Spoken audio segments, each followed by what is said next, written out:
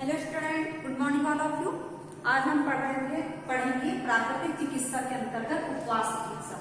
हमने पिछले वीडियो में आपको आहार चिकित्सा और प्राकृतिक चिकित्सा का परिचय दिया था। प्राकृतिक चिकित्सा का परिचय और उसके साथ साथ उसके अंतर्गत आहार चिकित्सा आपको बताया था, मतलब खाने की जो प्लानिंग है या खाना किस प्रकार से खाना चाहिए। अब आज हम सेकंड वाला जो है आपका उपवास चिकित्सा, इसके बारे में आपको बताने जा रहे हैं। तो देखिए पेज नंबर आप लोग निकालेंगे, 94 नंबर का पेज है ना।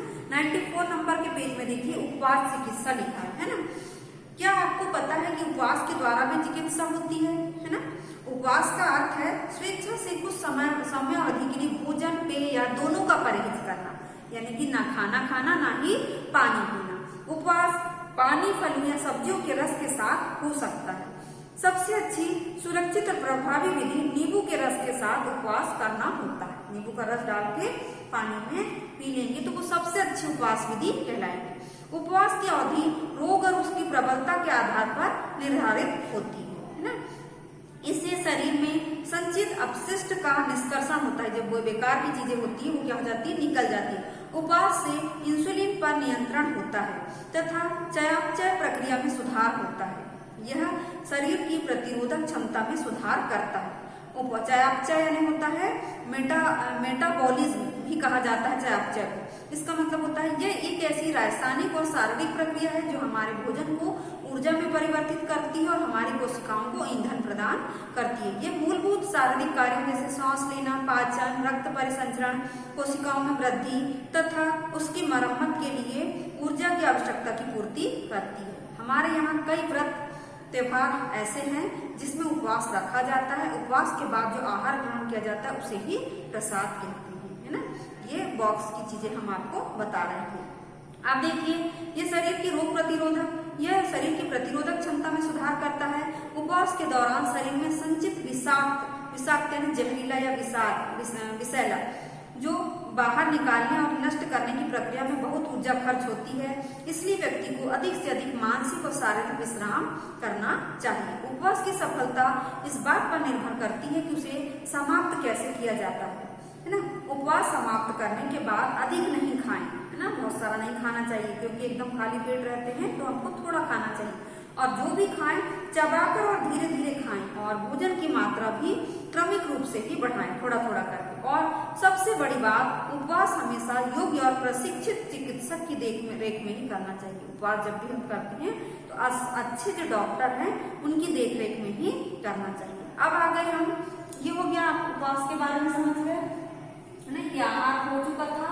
अब देखिए मृदा चिकित्सा, मिट्टी वाली चिकित्सा कैसे होती है। देखिए मृदा द्वारा उपचार बहुत ही सरल और प्रभावी है। मृदा प्रकृति के 5 तत्वों में से एक है जिसका हमारे जीवन और स्वास्थ्य पर महत्वपूर्ण प्रभाव पड़ता है। मिट्टी के निम्नलिखित गुणों के कारण उपचार में इसका उपयोग किया जाता है। जैसे सबसे पहले है, किस प्रकार से किया जाता है, ये सस्ती और आसानी से सर्वत्र उपलब्ध है, सभी जगह उपलब्ध होती है मिट्टी, है ना।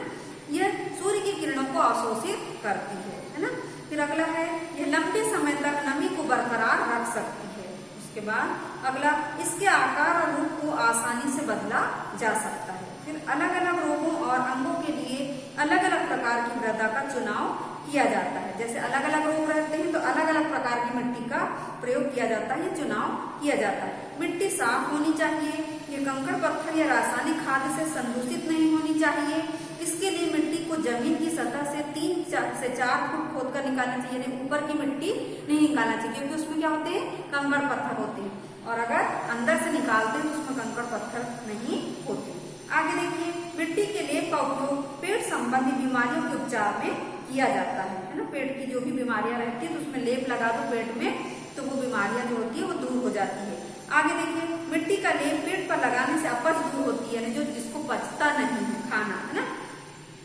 यह आंतों की गर्मी को कम करने और भूख को उत्तेजित करने में भी सहायक होती है। कभी कभी अपना पेट जलन करता है ना तो उसको भी ये दूर करती है।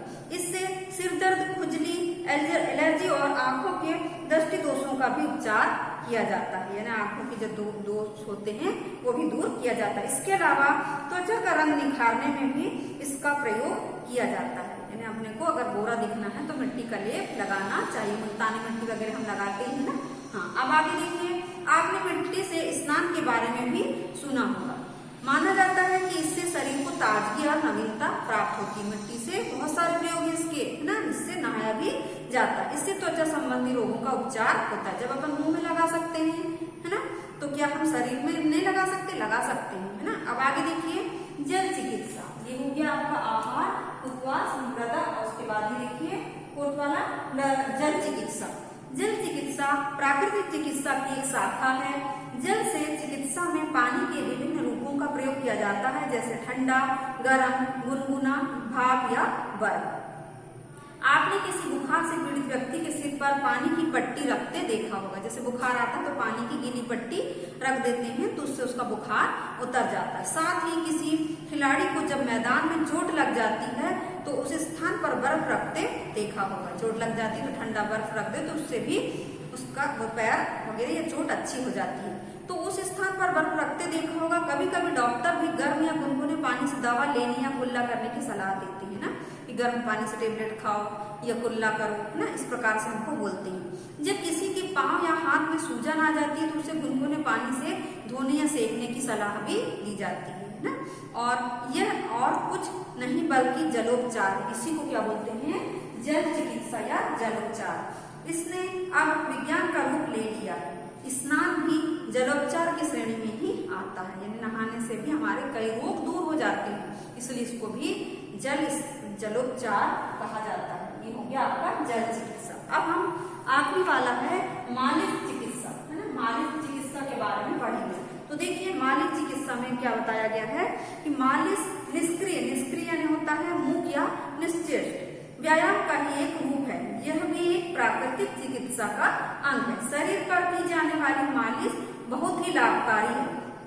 आपने देखा होगा कि कई बार किसी अंग में चोट लगने या मोच आने पर चिकित्सक मालिश करने की सलाह देते हैं।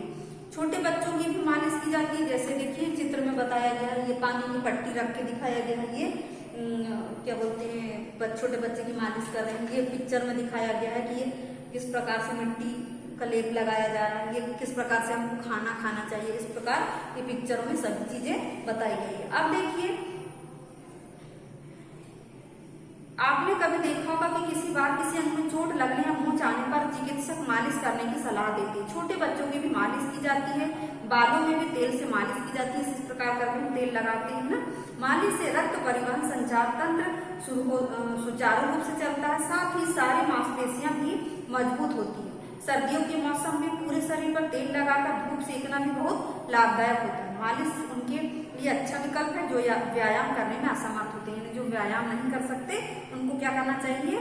मालिश करना चाहिए। मालिश दर्द, सुन्नापन, रक्तचाप और तनाव से भी राहत देती है। मालिश कई प्रकार की हो सकती है, जैसे तेल मालिश, पाउडर मालिश, जल मालिश, सूखी मालिश। इस प्रकार से सबसे कारगर मालिश तेल मालिश होती है।